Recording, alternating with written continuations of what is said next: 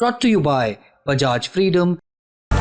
दुनिया की पहली सीएनजी मोटरसाइकिल बजाज फ्रीडम, आजादी आगे बढ़ने की।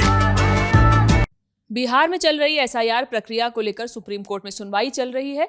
12 और 13 अगस्त का समय दिया गया था सुप्रीम कोर्ट में सुनवाई के लिए। बहुत सारी पॉलिटिकल पार्टीज, विपक्षी पॉलिटिकल पार्टीज और एडीआर जो कि एक एनजीओ है, उसने सुप्रीम कोर्ट में याचिका दायर की थी। और लंच से पहले सुप्रीम कोर्ट में क्या हियरिंग हुई उस पर हमने एक वीडियो किया है जिसे आप ललन टॉप पे देख सकते हैं। उसमें विभावरी हमारी साथी और कनुप्रिया ने बताया है कि लंच ब्रेक से सुप्रीम कोर्ट में लंच ब्रेक से पहले वहाँ पे क्या बातें हुई हैं वो उस वीडियो में है। अब इस वीडियो में हम बात करेंगे कि लंच के बाद सुप्रीम कोर्ट में क्या डिस्कशन हुआ है इस मैटर पे। पूरी बात विस्तार से बताने के लिए हमारे साथ हैं कनुप्रिया।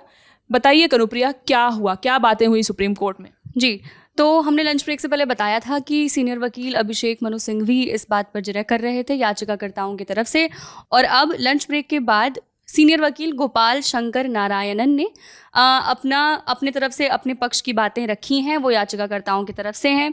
और अगर हम देखें उनके मूल जिरह के पॉइंट को, तो वो ये था कि रिप्रेजेंटेशन ऑफ पीपल एक्ट 1951 में एक एक्ट बना था जिसके तहत कि कौन वोट करेगा, कैसे वोट करेगा, किसका नाम कब किस तरीके से वोटर लिस्ट से हटाया जा सकता है, और अगर किसी का नाम गलत तरीके से हटाया गया है तो उसको किस तरीके से वो चैलेंज कर सकता है, उस पर क्या कानून है, लॉज कैसे काम करेगा, इस पर यह एक्ट जो है वो हमारे यहाँ पे लागू है। और गोपाल शंकर नारायणन जी ने इसी एक्ट का हवाला देते हुए कहा कि इसके सेक्शन 62 में ये लिखा है कि अगर किसी एक इंसान का नाम कभी भी वोटर लिस्ट में शामिल कर लिया गया है तो चाहे अगर वो जेल में भी हो, इवन उस टाइम पे भी कभी भी वोटर लिस्ट से उसका नाम नहीं हटाया जा सकता।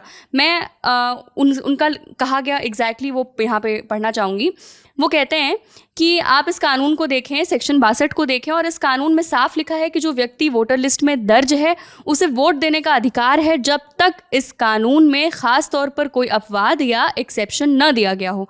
जैसे ही मेरा नाम वोटर लिस्ट में दर्ज होता है मुझे कानूनी तौर पर वोट देने का अधिकार मिल जाता है, और यह अधिकार आगे चलकर संवैधानिक अधिकार भी बन सकता है। तो चुनाव आयोग ने अपनी कल्पना से एक दस्तावेज़ तैयार किया। यहाँ पर वो चुनाव आयोग पर ये आरोप लगा रहे हैं कि उन्होंने अपनी कल्पना से एक दस्तावेज़ तैयार कर लिया है और 8 करोड़ लोगों से कह दिया कि दस्तावेज तुम जमा करो सामने से। अगर मैं जेल में भी हूँ तब भी मेरा नाम वोटर लिस्ट से नहीं हटाया जा सकता, क्योंकि मैं तब भी भारत का नागरिक ही रहूँगा। संसद ने यह अधिकार सुरक्षित रखा है। 1950 का कानून इस प्रक्रिया को इतना सख्त बनाता है कि अगर मेरा नाम हटाना हो तो पहले एक जांच शुरू करनी होगी और उसे पूरा करना होगा। पर एसआईआर के तहत ऐसा कुछ भी नहीं हो रहा है और सब चीज़ों को खेल बनाकर रख दिया गया है। इन कानूनों ने हमारी लोकतंत्र को मजबूती से बनाए रखा है। चुनाव आयोग यानी ईसीआई ने बड़े पैमाने पर लोगों को बाहर कर दिया है और वोट डालना मेरा एक बुनियादी अधिकार है। भारत इस बात पर गर्व करता है कि वो दुनिया का सबसे बड़ा लोकतंत्र है।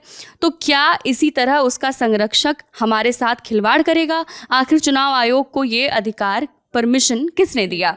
इस पर बहुत इंटरेस्टिंगली जो बेंच जो इसकी सुनवाई कर रही है उसमें जस्टिस सूर्यकांत और जस्टिस जॉयमाला बागची हैं।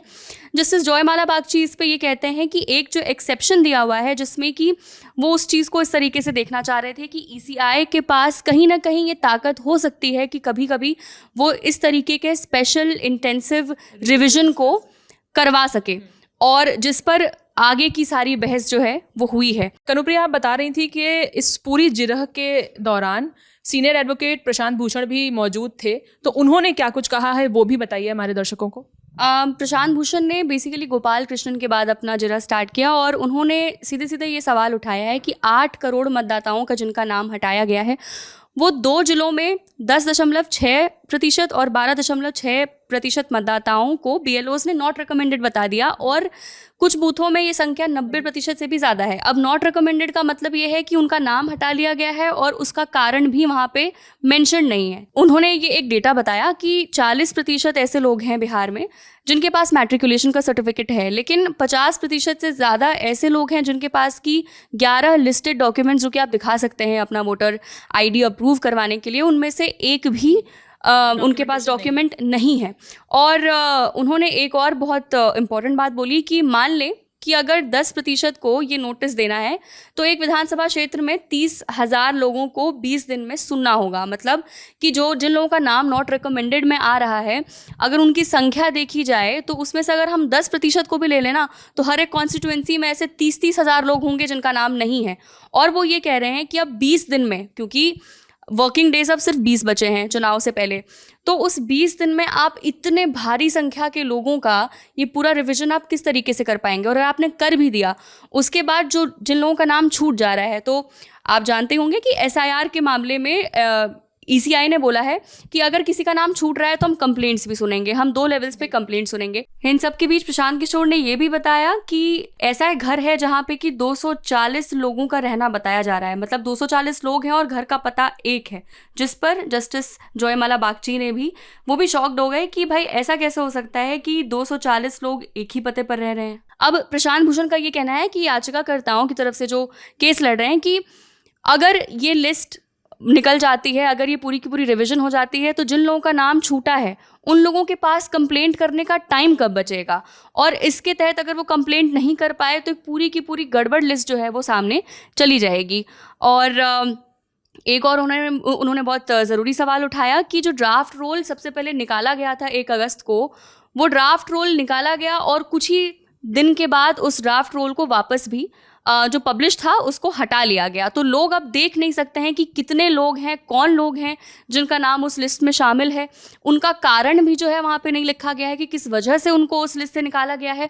और इस चीज़ पर वो कहते हैं कि कहीं ना कहीं ये सब गुप्त रख लेना, ये सब छुपा लेना, ये मैलिस है, ये मैलाफाइड नेचर, मतलब ये एक गलत नीयत बता रहा है कि किस तरीके से ECI ऐसा काम करना चाह रही है, उसके पीछे कोई ना कोई गलत नीयत है।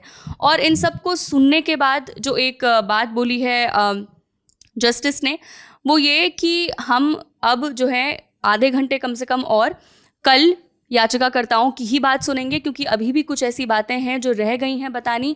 लेकिन उसके बाद हम इलेक्शन कमीशन की तरफ से भी कुछ दलीलें सुनेंगे, क्योंकि ये मामला भी जल्दी हमें ख़त्म करना है। तो इसका मतलब ये है कि जो 12-13 अगस्त को जो सुनवाई चल रही थी SIR के मुद्दे पर सुप्रीम कोर्ट में, अब उसे एक दिन और दिया गया है, माने 14 अगस्त को ये सुनवाई जारी रहेगी। जी, जारी रहेगी कल से, और कल थोड़ा जल्दी इस पर सुनवाई शुरू हो जाएगा। कल कुछ देर याचिकाकर्ताओं को और कुछ देर ECI को भी अपने तरफ से सब कुछ जितने आरोप उन पर लगाए गए हैं, पिटिशनर्स ने जो उनके बारे में कहा है, उसका वो जवाब देते हुए कल सुप्रीम कोर्ट में नजर आएंगे। और यही है मामला। बहुत बहुत शुक्रिया कनुप्रिया, हमें ये सारी जानकारी देने के लिए। SIR पर आगे जो भी अपडेट्स आएंगे वो हम आप तक लाते रहेंगे। कनुप्रिया, हम हमारे न्यूज़ रूम के तमाम साथी आप तक पहुंचाते रहेंगे। बाकी खबरों के लिए हमारे साथ बने रहिए, देखते रहिए द ललन टॉप। बहुत बहुत शुक्रिया।